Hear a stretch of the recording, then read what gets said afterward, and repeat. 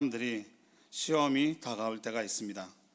저도 지금까지 신앙생활 해오면서 많은 시험도 겪고 또 이렇게 이겨내기도 하고 또 시험에 져서 좌절하기도 했던 때가 있었습니다. 가장 많이 힘들었을 때는 믿지 않는 가정에서 태어나서 많은 어려움 가운데 신앙생활을 정말 열심히 했는데 집에 아무런 변화도 없고 더 어려움만 가중되는 것이었습니다. 왜 이렇게 열심히 봉사하고 신앙생활 하는데 나에겐 하나님의 축복이 없을까? 하지만 시간이 흘러 신앙이 좀 성숙한 다음에 뒤를 돌아보니 어느 순간부터 하나님과 관계없이 내 열심으로 신앙생활을 했다는 부분을 회개하게 되었습니다. 앞으로 나누게 될 야고보서가 말하는 것이 그것입니다.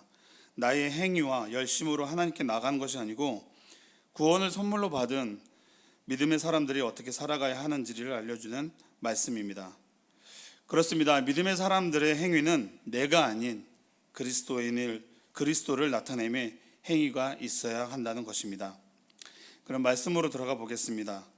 2절 말씀에 보면 내 형제들아 너희가 여러 가지 시험을 당하거든 온전히 기쁘게 여기라 했습니다. 여기저기 흩어져 있는 그리스도인들이 이 편지를 받아보고 적잖이 당황했을지도 모릅니다. 시험을 당하면 피해라든가 아니면 힘내라든가 해야 하는데 온전히 기뻐하라는 것입니다. 우리가 살아가다 보면 여러 가지 고난이 찾아오고 또 여러 가지 시험에 빠질 수도 있습니다. 대표적으로 구약의 욥기를 보면 더 많이 알 수 있습니다. 욥에게 다가온 여러 가지 고난도 유사하다고 생각할 수 있습니다. 고난으로서의 시험은 여러 가지 방식으로 다가옵니다. 때때로 시험은 예상할 수 없는 방식으로 다가오기도 합니다.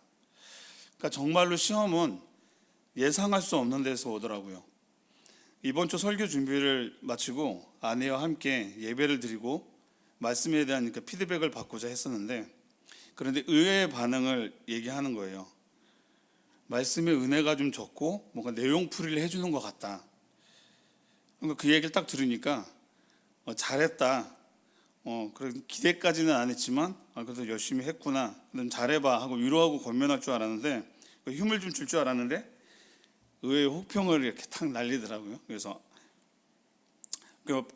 기도를 하는데도 약간 같이 예배드리고 기도하는데도 약간 멍하게 있었어요. 그래서 그것이 왜 그럴까? 그래도 아직 저는 이렇게 설교 이렇게 새내기 있는데도 불구하고 열심히 준비했는데 은혜가 적다는 말에 기도하면서 제 자신을 좀 돌아보게 되더라고요.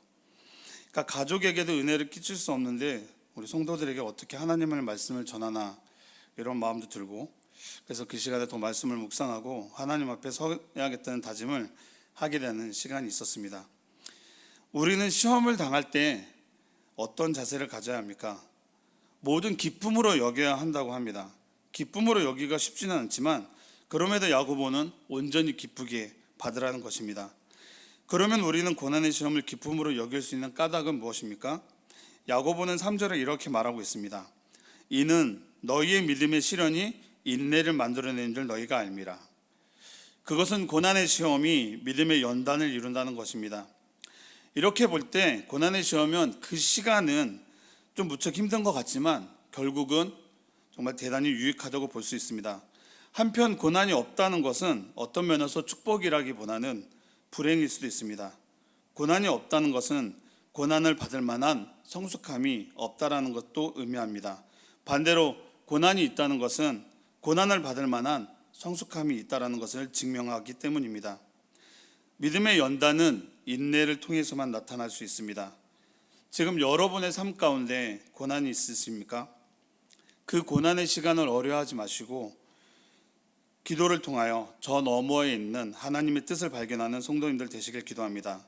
지금도 고난의 시험을 통과하고 계신 분들이 있으시다면 하나님께 지혜를 얻어 잘 통과하시길 기도합니다. 그런데 쉽지 않죠. 전에 어느 목사님 설교에서 시험에 관해 말씀하신 내용 중에 우리가 고등학교, 대학교를 다니다 보면 꼭 거쳐야 하는 것이 있는데 바로 중간고사와 기말고사입니다. 근데 이런 시험 기간이 다가올 때 기뻐하는 사람이 얼마나 있을까요? 그렇다면 이런 시험이 없어져야 한다고 말할 때 또 찬성하는 사람도 많지 않다라는 것입니다. 왜일까요? 힘들기는 하지만 필요하다고 느끼기 때문입니다. 시험을 통해 부족한 부분을 찾아내고 더 성장해 나갈 수 있기 때문입니다. 믿음의 시험도 마찬가지입니다. 지금은 어려움이 있겠지만 그 과정을 통해 좀 더 성숙한 믿음으로 성장한다는 것입니다.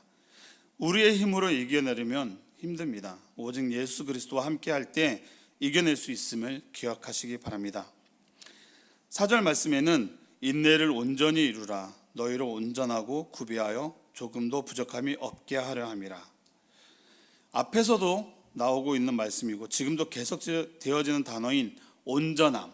온전함은 무엇일까요? 여기에 온전함은 성숙함에 가깝다고 할 수 있습니다. 믿음의 진정한 성숙을 촉구하기 위해 쓰여진 단어라고 볼 수 있습니다. 야고보는 인내가 온전한 사역을 이룰 때 주어지는 결과가 무엇인지 잘 알고 있습니다. 한마디로 말해 인내로 인한 온전한 사역의 결과는 성도의 성숙함입니다. 성도에게 닥치는 고난의 시험은 성도의 인격에 성숙함을 가져온다는 것입니다. 인내가 그 효력을 발휘하면 부족함이 없는 온전한 그리스도인이 될 수 있다는 것입니다. 인내가 추구할 때 최종적인 목표는 하나님 앞에서 온전한 그리스도인이 된다는 것입니다. 그러므로 그리스도인들이 이만하면 됐지라고 말보다는 마지막까지 온전하게 마무리가 될 수 있게 가야 한다는 것입니다. 이런 의미에서 야고보의 온전하면 이 세상의 도덕적인 온전함보다는 종말론적인 온전성을 지향하고 있다고 얘기할 수 있습니다. 5절에서 8절까지 말씀 안에 보면 너희 중에 누구든지 지혜가 부족하거든 하고 말하고 있습니다. 야고보는 지혜에 관하여 지혜에는 두 가지 종류가 있다고 말하고 있습니다. 첫째는 진리를 거스리는 거짓된 지혜가 있다는 것입니다. 이러한 지혜는 세상적이고 정욕적이고 마귀적인 지혜인데 여기서는 시기와 다툼이 일어나고 모든 악한 일에 발생한다는 것입니다. 둘째는 지혜는 위로부터 난 것인데 성결과 화평과 관용과 양순과 긍휼과 선한 열매를 가득 담고 있으며 성도에게는 위로부터 난 지혜가 있어야 한다는 것입니다. 그런데 위로부터 난 지혜가 부족할 때는 하나님께 간구하여 얻어야 한다는 것입니다. 야고보는 간구를 격려하면서 두 가지 성품을 말합니다. 첫 번째는 하나님은 후히 주신다는 것입니다. 후히라는 말 속에는 순순히 지체하지 않고라는 뜻이 들어 있습니다. 하나님은 지체하지 않고 주신다는 것입니다. 둘째는 하나님은 꾸짖지 아니하시는 분이시라는 것입니다. 하나님은 간구하는 자들이 멸시하거나 책망하거나 하지 아니하신다는 것입니다. 성도들이 간구하는 것을 가능하게 하고 있는 근거가 바로 하나님의 성품이라는 사실입니다. 만일에 하나님께서 이런 성품을 가지고 있지 않다면 성도의 간구는 무의미해지고 말 것입니다. 야고보는 또한 간구의 자세를 말하고 있습니다. 그것은 믿음으로 구하라는 것입니다. 야고보는 그의 편지에 처음부터 믿음을 강조하고 있습니다. 그래서 야고보는 믿음으로 구한다는 것을 다시 한번 설명하기를 조금도 의심하지 말라라고 했던 것입니다. 의심하는 간구는 이미 간구가 아니기 때문입니다. 최소의 의심도 간구함이 있어 아무런 응답을 가져다 주지 않게 만든다는 것입니다. 의심은 끝도 없고 아무리 내려가도 바닥에 닿을 수 없는 저 무적행과도 같다고 할 수 있기 때문입니다. 의심이란 것은 대체적으로 외부적인 요인에서 일어난다고 말합니다. 하나님께 간구하는 사람은 외부적인 영향을 경계하고 오직 하나님을 지향하고 확신해야 할 것을 알려주는 것이기 때문입니다. 야고보는 의심을 버리고 두 마음을 품지 말고 믿음을 가지고 하나님께 지혜를 간구하기를 권면합니다. 우리는 기도는 열심히 합니다. 그리고 뒤돌아서는 되겠어? 하고 의심하고 본인이 생각한 대로 자기 힘을 들여 그 일들을 해결하려 합니다. 물론 마찬가지지만 그런 경험을 많이 하게 됩니다. 기도를 하고 무작정 기다리라는 것은 아닙니다. 하나님이 일하실 수 있는 시간을 드려야 한다는 것입니다. 어떠한 일에 있어 의심이 생긴다면 먼저 기도하십시오. 하나님께서 응답해 주실 것입니다.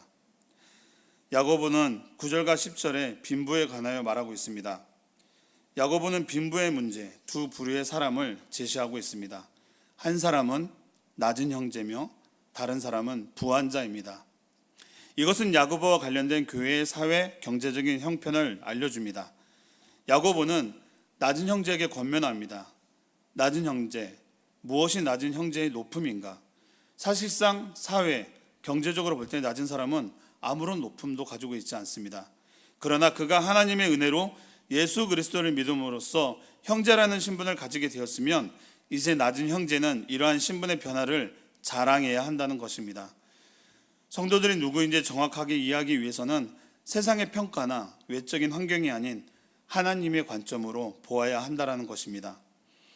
둘째로 야고보는 부유한 자를 향합니다. 10절을 보면 부한 자는 자기의 낮아짐을 자랑할지니, 세상의 관점으로 보면 부한 자는 자랑할 것이 많이 있습니다. 그러나 부유한 그리스도인들이 자랑해야 할 것은 그런 자랑과 다르다는 것을 말합니다. 이 권면 역시 세상의 기준이 아닌 하나님의 관점에서 바라보라는 것입니다. 부유한 성도가 자랑할 낮아짐의 의미는 무엇입니까? 하나는 하나님의 참된 영적 위치를 깨달아야 한다는 의미입니다. 세상의 눈에는 아무리 높아 보일지라도 하나님 앞에서는 단지 죄인일 뿐이라고 말하는 것입니다. 하나님의 은혜 없이는 하루도 살아갈 수 없는 존재라는 것입니다. 또 하나는 그리스도의 낮아짐을 본받아야 한다는 것입니다. 빌립보서 2장 7절에서 8절 말씀에 보면 그리스도는 하나님의 본체시나 자신을 낮추시고 죽기까지 하나님께 복종하셨습니다. 성도라면 누구든지 하나님의 영광을 위해 스스로 낮추신 그리스도와 연합하여 그분을 온전히 따라야 합니다. 이와 같이 부유한 그리스도인이 하나님 앞에서 자신의 낮아짐을 자랑할 때 비로소 하나님께 복을 기대할 수 있다는 점입니다. 말씀을 마무리하겠습니다. 지금 나에게 고난과 시험이 있습니까? 온전한 기쁨으로 감당하십시오. 우리의 힘으로 이겨내려면 힘듭니다. 오직 예수 그리스도와 함께할 때 이겨낼 수 있음을 기억하시기 바랍니다. 그리고 또 지혜를 구하십시오. 세상의 지혜가 아닌 하나님이 주시는 지혜를 받아야 합니다. 그리고 간구하십시오. 구하는 것을 들어주십니다. 하지만 의심하시면 안 됩니다. 인생은 한번 피었다 지는 꽃처럼 시간은 흘러갑니다. 그 시간을 하나님께 드려보는 새움누리교회 성도님들 되시길 기도합니다. 기도하겠습니다. 하나님, 우리가 고난과 시험이 다가올 때 기도하게 하옵소서. 내 힘과 의지로 이겨내려 하지 말고 예수 그리스도를 붙잡고 이겨나가게 하옵소서. 간구하는 우리의 기도에 응답하여 주시고 하나님을, 예수님을 정확하게 알아갈 수 있는 지혜를 허락하여 주옵소서. 특별히 요 며칠 많은 비로 인해 어려움을 당하는 사람들이 나타나고 있습니다. 우리 성도님들을 비 피해 가운데 지켜주시고 주변에 비 피해를 얻은 분들이 있다면 빠른 복구가 있게 하여 주시옵소서. 오늘도 삶 가운데 하나님이 기뻐하시는 삶을 살아가게 하옵소서. 우리를 구원하신 예수 그리스도 이름으로 기도합니다. 아멘. 찬송